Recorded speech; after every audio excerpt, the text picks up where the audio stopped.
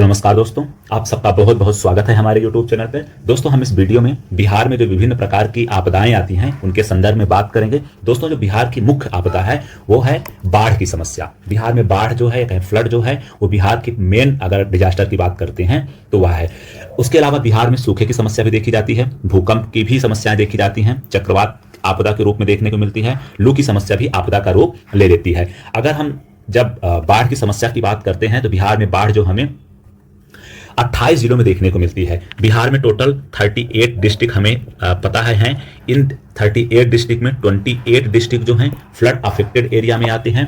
इन 28 district में गंभीर रूप से बाढ़ प्रभावित क्षेत्रों की हम बात करते हैं तो उसमें 15 जिले आते हैं, जबकि कम जो बाढ़ प्रभावित जिले हैं उनमें 13 जिले आते हैं। तो सबसे पहले क्या करते हैं, इन जिलों की लोकेशन देख लेते हैं, किन एरियाज में बाढ़ आती है। दोस्तों, आप देख रहे होंगे जो ये पूरा एरिया है, ये वाला उत्तरी बिहार का जो नेपाल से पूरा बॉर्डर शेयर करता हुआ एरिया है, ये पूरा का पूरा गंभीर रूप से बाढ़ प्रभावित क्षेत्र है।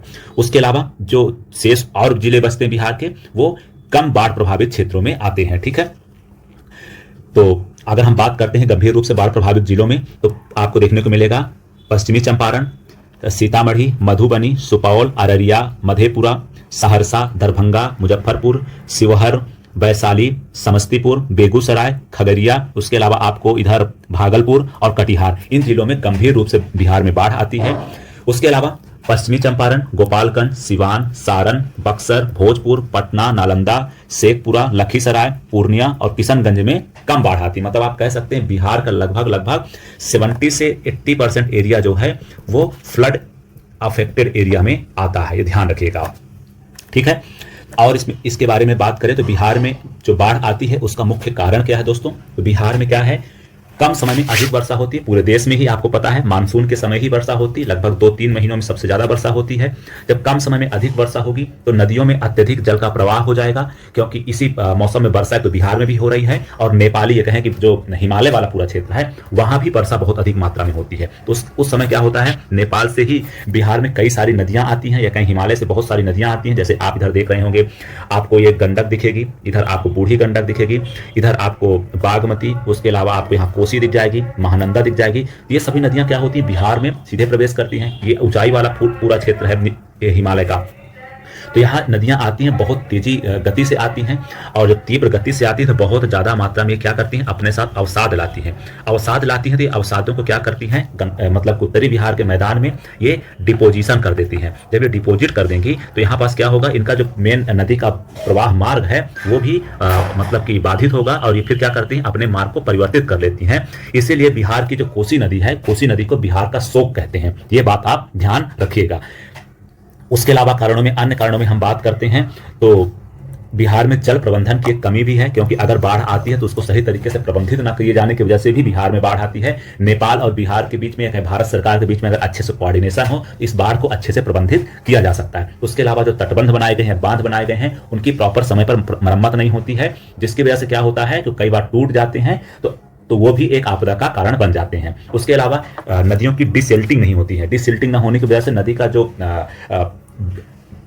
बैंक है या कहें कि उसका जो प्रवाह क्षेत्र है वो क्या होता है, उथला हो जाता है। तो उसमें नदी को पानी को जो मतलब कि ग्रहण करने की क्षमता है वो भी कम हो जाती है। इसलिए समय समय पर डिसिल्टिंग होते रहने चाहिए। उसके अलावा क्या है, जल ग्रहण का जो क्षेत्र है उन क्षेत्रों में क्या हो रहा है, लगातार अतिक्रमण हो रहा है। वहां पास बड़े बड़े भवनों का निर्माण किया जा रहा है, या वहां पास खेत बना लिए जा रहे हैं, या रोड या पुल बनाए जा रहे हैं, जिसकी वजह से क्या हो रहा है, जो नदी का पूरा प्रवाह क्षेत्र है वो बाधित हो जा रहा है, जिसके कारण से बिहार में बाढ़ आती है और यह आपदा का रूप ले लेती है। अब बिहार में जो आने वाली बाढ़ है उसका आखिर प्रबंधन कैसे किया जा सकता है? देखिए, बाढ़ एक प्राकृतिक आपदा है, लेकिन अगर उसको सही तरीके से प्रबंधित किया जाए तो ये आपदा विनाश का रूप नहीं लेगी। कहीं आपदा तो आएगी, लेकिन इसकी तीव्रता की हम जो प्रभाव उसको हम कम कर सकते हैं। कैसे कम कर सकते हैं, उसके लिए कुछ कदम उठा सकते हैं। नंबर 1, क्या करिए आप कि भारत सरकार और नेपाल सरकार, ठीक है, ये आपस में एग्रीमेंट करें कि यहाँ से जब भी बाढ़ हो जैसी समस्या है, वहाँ बारिश होती है तो प्रॉपर डेटा की शेयरिंग समय समय पे होती रहे, और नेपाल में भी बांध बनाए जाएं पानी को कंट्रोल करने के लिए। ठीक। नंबर 2, बिहार में जो भी तटबंध वगैरह हैं उनका अच्छे से प्रबंधन किया जाए, उनका समय समय पर क्या किया जाए, मेंटेनेंस किया जाए। अगर समय समय मेंटेनेंस किया जाएगा तो टूटने के इनका खतरा कम हो जाएगा। नंबर 3 पे आप कर सकते हैं, इनकी लगातार डिसिल्टिंग की जाए। डिसिल्टिंग जब होगी तो क्या होगा कि नदियों के जो प्रवाह क्षेत्र है वो आराम से उनको जल प्रवाहित होने के लिए उनको प्रॉपर जगह मिलेगी और जो सतह है वो उथली नहीं रह जाएगी। ठीक है। नंबर 4 जो है अतिक्रमण नदी के क्षेत्र में रोका जाए, अतिक्रमण को रोका जाए। उसके अलावा नंबर 5 में नदी जोड़ो परियोजना को आगे बढ़ाया जाए। नदी जोड़ो परियोजना मतलब आप सबको पता है दोस्तों, उत्तरी बिहार जो है वो बाढ़ प्रभावित है, जबकि बिहार का दक्षिणी भाग जो है वो क्या है, दक्षिणी भाग सूखा प्रभावित है। तो बिहार के जो उत्तर की नदियां हैं उनको दक्षिण की नदियों से जोड़ा जाए और बिहार की इस पानी को दक्षिण के भागों में ले जाकर के उपयोग किया जाए। इस प्रकार से नदी को अगर हम जोड़ेंगे उससे भी बाढ़ की समस्या का हद तक समाधान किया जा सकता है।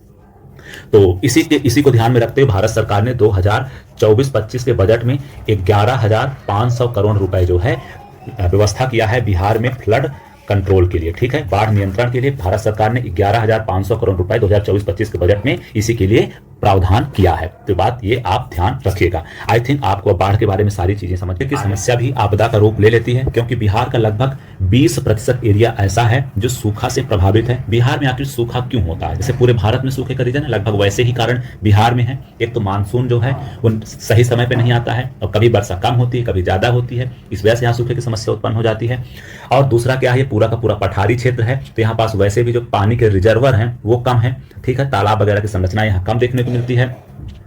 तीसरा रीजन ये है कि यहाँ पास जो मानसूनी पवनें बंगाल की खाड़ी से चलती हैं वो यहाँ आते आते क्या हो जाती हैं, इनमें आर्द्रता की मात्रा में कमी आ जाती है। आर्द्रता की मात्रा में कमी आने की वजह से इनमें ये क्या करती हैं, यहाँ पास वर्षा कम करती हैं। ठीक है, वर्षा कम करने की वजह से भी यहाँ सूखे की समस्या उत्पन्न होती है। ठीक है दोस्तों, अब हम बात करते हैं कि आखिर, और हाँ एक कारण ये भी है कि बिहार में सूखा होने का कि जल का प्रबंधन सही तरीके से नहीं किया जा रहा है, जल का अवैज्ञानिक तरीके से दोहन किया जा रहा है। जल का अगर सही तरीके से प्रबंधन किया जाए तो सूखे की समस्या का हद तक समाधान किया जा सकता है।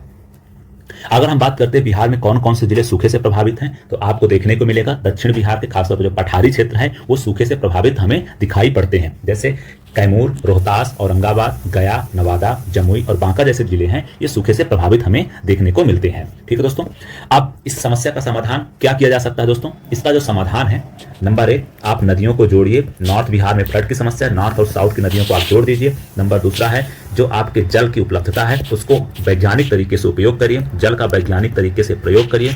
वैज्ञानिक तरीके से प्रयोग का मतलब है आप यहाँ पास माइक्रो इरिगेशन की व्यवस्था करिए, जिसमें आप ड्रिप और स्प्रिंकलर जैसी तकनीकों का प्रयोग कर सकते हैं। नंबर 3 में आप क्या कर सकते हैं, यहाँ पास जो आप कृषि करिए वो जलवायु अनुकूल कृषि करिए, मतलब आप फ्लड इरिगेशन मत करिए, यहाँ धान वगैरह की खेती मत करिए, बल्कि आप यहाँ मोटे अनाजों की कृषि करिए, मतलब जलवायु के अनुकूल कृषि करेंगे तो आपको हद तक इस समस्या का समाधान किया जा सकता है। ठीक है दोस्तों, भूकंप की बात करते हैं। बिहार में भूकंप जो है यह भी एक आपदा के रूप में देखा जाता है। दोस्तों आप सबको पता है बिहार जो है वो हिमालय के तराई वाले क्षेत्र में अवस्थित है, या कहीं हिमालय से बिल्कुल लगा हुआ क्षेत्र है।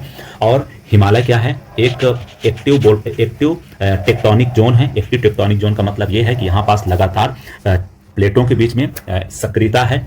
आपको पता होगा वो उत्तर की ओर यूरेशियन प्लेट है और नीचे की ओर से भारतीय प्लेट है। इन दोनों के बीच में क्या हो रहा है, अभिसरण हो रहा है, जिसकी वजह से हिमालय में एक्टिविटी बनी रहती है और उनमें प्लेटों में गतिशीलता की वजह से यहाँ पास विभिन्न प्रकार की क्रियाएं चलती रहती हैं। और आपको पता होगा अभी भी हिमालय में उत्थान जारी है और यहाँ पास अक्सर भूकंपीय गतिविधियां देखने को मिलती है। भूकंप जो है अंतर्जात बलों का परिणाम होता है। पृथ्वी पर होने वाला जो कंपन होता है उसे हम भूकंप के रूप में जानते हैं। तो दोस्तों जब हम बात करते हैं भूकंप के बिहार में जो जोन हैं उनको 3 जोनों में बांटा जाता है। तो बिहार का जो सीतामढ़ी, मुजफ्फरपुर, मधुबनी, दरभंगा, सुपौल, मधेपुरा, सहरसा, अररिया और ये जो पूर्णिया वाला कुछ क्षेत्र आता है इसको हम जोन 5 में रखते हैं, मतलब ये अत्यधिक भूकंप प्रभावित क्षेत्रों में आता है। फिर हम जोन 4 की बात करते हैं तो लगभग बिहार का मध्यवर्ती जितना ही पूरा भाग है ये जोन 4 में आ जाता है। और जोन 3 में जो है ये मतलब ये कह सकते हैं कि ये हाई मतलब अत्यधिक, ये अधिक भूकंप प्रभावित क्षेत्र है, ये अत्यधिक भूकंप प्रभावित क्षेत्र है। और मध्यम भूकंप प्रभावित क्षेत्रों में बिहार का जो पठारी क्षेत्र है उसको हम रख लेते हैं। इसमें आपको बक्सर, रोहतास, औरंगाबाद, गया, नवादा, जमुई, बांका जैसे क्षेत्र आपको देखने को मिल जाएंगे। ठीक है, तो आप अगर जोन 5 में देखते हैं तो अर्थक्वेक वेरी हाई जोन होता है ये। फिर जोन 3 जो है अर्थक्वेक वेरी हाई जोन है, ये हाई जोन है, वेरी हाई नहीं, हाई जोन है। और जोन 3 जो है अर्थक्वेक मॉडरेट जोन है, मतलब यहाँ मध्यम आकार, मध्यम तरीके के भूकंप आ सकते हैं। प्रत्यक्ष रूप से चक्रवात तो नहीं आते हैं, लेकिन यहाँ पास क्या होता है कि बंगाल की खाड़ी में उत्पन्न होने वाले जो चक्रवात हैं उसका प्रभाव यहाँ कुछ जिलों में देखा जाता है। आपको दोस्तों पता है कि ये जो पूरा एरिया है ये बंगाल की खाड़ी का एरिया कहलाता है, ठीक है, ये बंगाल की खाड़ी का एरिया है। यहाँ पास क्या होता है, यहाँ पास उष्णकटिबंधीय चक्रवात आया करते हैं। उष्णकटिबंधीय चक्रवातों की उत्पत्ति होती है।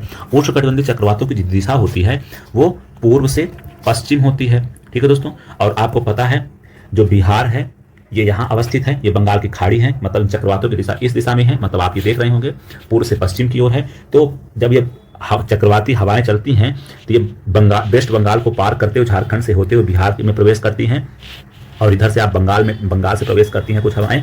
तो ये हवाएं जो है बिहार के जो पूर्वी डिस्ट्रिक्ट हैं उनको प्रभावित करती हैं। इस वजह से जब प्रभावित करती तो यहाँ पास मूसलाधार वर्षा होती है, तेज हवाएं चलती हैं, जिससे भारी मात्रा में जन धन की हानि होती है। उसके अलावा अगर हम देखते हैं मैप पे तो बिहार में जब ये हवाएं प्रवेश करती हैं तो आपको देखने को मिलेगा कि इधर भागलपुर, कटिहार, पूर्णिया, अररिया और किशनगंज वाला जो ये पूरा क्षेत्र है ये चक्रवात से प्रभावित दिखाई देता है, और यहाँ पास भारी वर्षा और बाढ़ की समस्या ये उत्पन्न कर देती है। लू आपदा के बारे में बात करते हैं। दोस्तों आप सबको पता है बिहार एक मैदानी प्रदेश में स्थित राज्य है।